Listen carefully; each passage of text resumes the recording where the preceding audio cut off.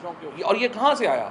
इमरान खान के पास तो 70 अरब नहीं है, PTI के किसी बंदे के पास तो 70 अरब नहीं है। ये पाकिस्तान के लोगों का पैसा है या ओवरसीज़ का पैसा है जिन्होंने दिया। अच्छा, अब जिस तरह ये अगर नमल जो है, यहाँ पे ज़्यादातर मेरे ख्याल 2/3 से ज़्यादा जो स्टूडेंट्स हैं वो बग़ैर फ़ीस के पढ़ रहे हैं। वो पैसा उनके ऊपर मिलियंस ऑफ रुपीज़ खर्च होते हैं महीने के, वो कहाँ से आता है? वो पाकिस्तान के लोग देते हैं। हाँ, अलबत्ता आप ये देखिए कि लेट्स से आपने 9 अरब रुपया जमा किया है, हमने लॉज को फॉलो करना है, पाकिस्तान के लॉज हैं, ब्रिटिश लॉज हैं, उनको फॉलो किया। ये हम नहीं कर सकते कि 100 अगर 1/3 से ज़्यादा आदमी जो है उसने हमें पैसे दिए हैं तो हम लाख आदमियों का सोर्स ऑफ इनकम देखना शुरू कर देंगे, इनका सोर्स ऑफ इनकम क्या है। हमारे पास कैपेसिटी ही नहीं है। हमने सिर्फ देखना है कि उन्होंने लॉज को फॉलो किया है, लॉज के मुताबिक ट्रांजैक्शन की है, ज़बरदस्त, हमारे पास आगे पैसे ख़त्म, बात होगी। अगर उन्होंने कि लॉ वायलेट किया है तो वो हुकूमत के उसके दरमियान है।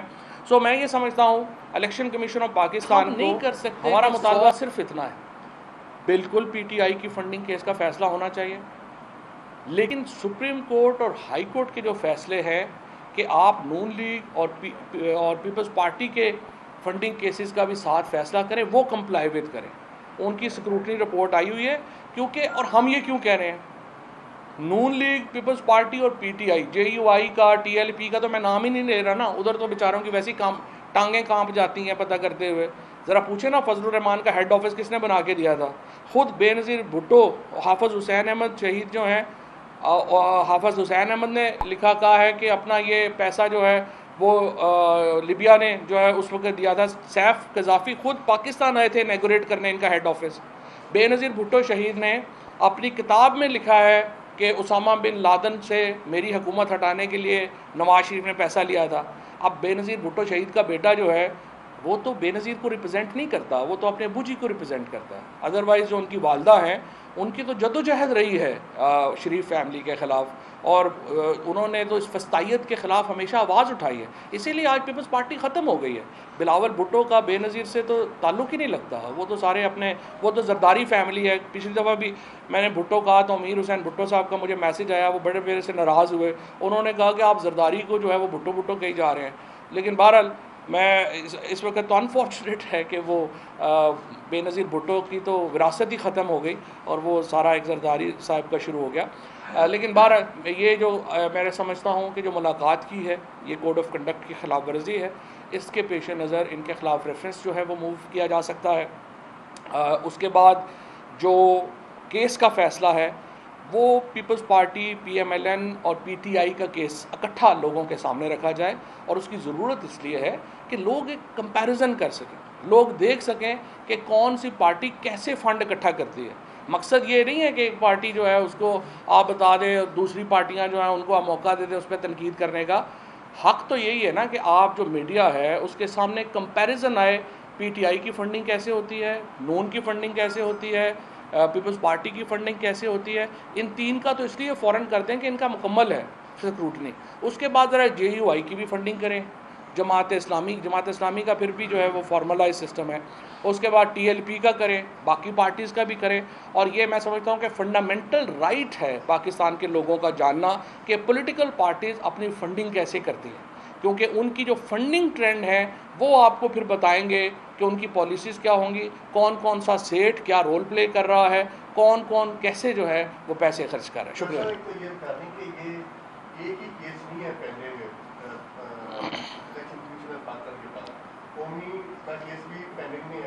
उसका भी फैसला नहीं हो रहा, मनी लॉन्ड्रिंग का भी है और मॉनिटरिंग का भी अभी तक फैसला नहीं हुआ। तो क्या सिर्फ पूरे पाकिस्तान में एक केस सिर्फ पेंडिंग है? नंबर 2, आप समझते हैं जो रेजिग्नेशन का एक अहम मौके के ऊपर कबूल होना शुरू हो गए हैं, PTI को होना चाहिए था इस वक्त असम्बली के अंदर कि एक वोट की अक्सरियत थी, किसी भी टाइम पे खत्म हो सकती है। देखिए ना, पहली बात तो यह है कि जो बाकी केसेस हैं, मॉडल टाउन तो चौधरी परवेज़ इलाही साहब ने कहा है कि वो टेकअप कर रहे हैं, इसलिए मैंने राना सनाउल्लाह साहब को कहा था कि मैं अपना बयान जो है उसको ज़रा तब्दील करता हूँ। पहले मैंने कहा था कि पंजाब ने नहीं आने देते, अब मैं ये कह रहा हूँ कि पंजाब में आएंगे तो सही राना साहब, पंजाब से वापस आएंगे हमें पता नहीं। लिहाजा ये राना साहब अपनी जजमेंट खुद कर लें, क्योंकि उनके ऊपर काफ़ी सारे केसेस हैं, वो देख लें कि उन्होंने कब जाना है, क्या करना है। वापस आने की गारंटी हम जो है वो नहीं देंगे। उसी तरीके से जो बाकी केसेस हैं उनको चलना चाहिए।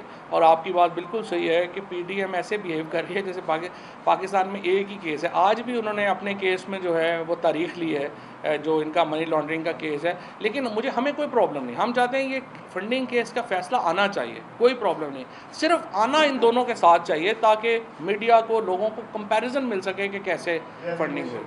बाबा साहब ये बताइएगा कि जो रेजिग्नेशन एक्सेप्ट हुए हैं इन पर ज़िमनी इंतखाबात में तहरीक इंसाफ हिस्सा लेगी। और सेकंड, अगर जजेस का कोड ऑफ कंडक्ट की बात की जाए तो इलेक्शन कमीशन के मेंबरान सियासी जमातों के रहनुमाओं से नहीं मिल सकते, आपकी पार्टी के लोग भी नहीं, जो मिल नहीं सकते, अगर उनका मामला है वो उस वक्त नहीं मिल सकते जब वो जुडिशल साइड के ऊपर काम कर रहे हैं। एडमिनिस्ट्रेटिव साइड के ऊपर तो जाहिर है ना कि अगर वोटर लिस्टों में मेरा इशू है तो वो तो जाके मैं मिलूंगा ना। अगर मेरे पोलिंग स्कीम ख़त्म हो गई है तो मैं जाके मिलूंगा ही, तो बताऊंगा ना। आप नहीं मिलते जहां जुडिशल साइड आपकी जो है वो हो। और दूसरी बात ये जो रेजिग्नेशंस की है वो पहले चूँकि आपने भी की थी, देखिए रेजिग्नेशंस इरेलीवेंट हैं। हम जनरल इलेक्शंस की तरफ जा रहे हैं। ज़िमनी इलेक्शन से पहले इंशाअल्लाह ताला वफाकी हुकूमत घर चली जाएगी और हम मुल्क में जनरल इलेक्शंस कराएंगे। सर ये बताइएगा कि जनरल इलेक्शंस की आप बात कर रहे हैं, अभी पीडीएम की जो नून लीग की जो अपनी मुशावरत हो रही है उसमें इत्तलात ये है कि नवाज शरीफ साहब को ये कहा जा रहा है कि वो पाकिस्तान वापस आ जाए और जो जनरल इलेक्शंस में जाना है नून लीग में उसको वो लीड करें। आपको लगता है कि नवाज शरीफ इस सिचुएशन में वापस आएंगे, और अगर वो आते हैं तो क्या नून लीग वो मोमेंटम दोबारा बना पाएगी? लेकिन नवाज शरीफ पाकिस्तानी शहरी हैं, और अगर चाहे मुझे नहीं पता कि अब वो हैं कि नहीं हैं, क्योंकि उनके बच्चे जो हैं वो तो कहते हैं कि हम तो शहरी नहीं, हम पे लॉज ही अप्लाई नहीं करते। लेकिन अगर नवाज शरीफ पाकिस्तानी शहरी हैं तो उनका हक़ है कि वो वापस आएँ, और नवाज शरीफ को वापस आना चाहिए। वापस आके उनको जेल जाना है, जेल जाके उनका जो केस है उसको प्रोसीड होना चाहिए।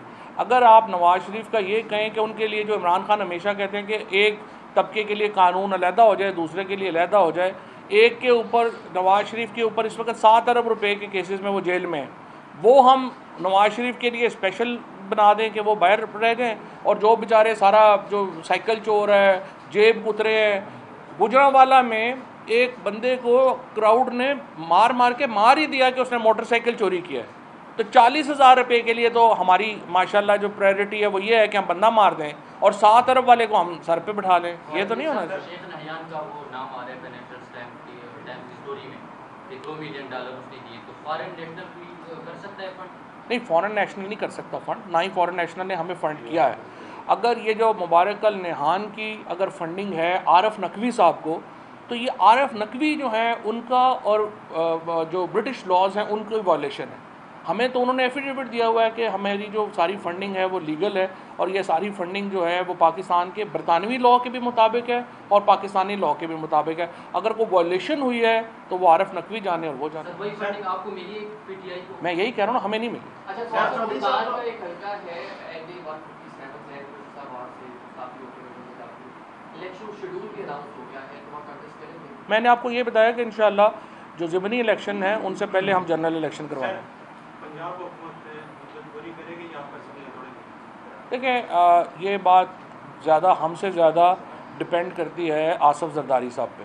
अगर आसफ जरदारी सिंध की असम्बली तोड़ने को तैयार होंगे तो फिर एक कंसेंसस और इलेक्शन कमीशन तब्दील करने के ऊपर, अगर ये दो बातें जो पीडीएम है ये करेगी तो फिर इसके ऊपर बातचीत हो सकती है। लेकिन अगर वो ये कहेंगे नहीं हम सिंध असम्बली रखेंगे, तो फिर ज़ाहिर है पंजाब वाले और केपी वाले कहेंगे कि वो रख रहे हैं तो हम क्यों तोड़ें। Thank you.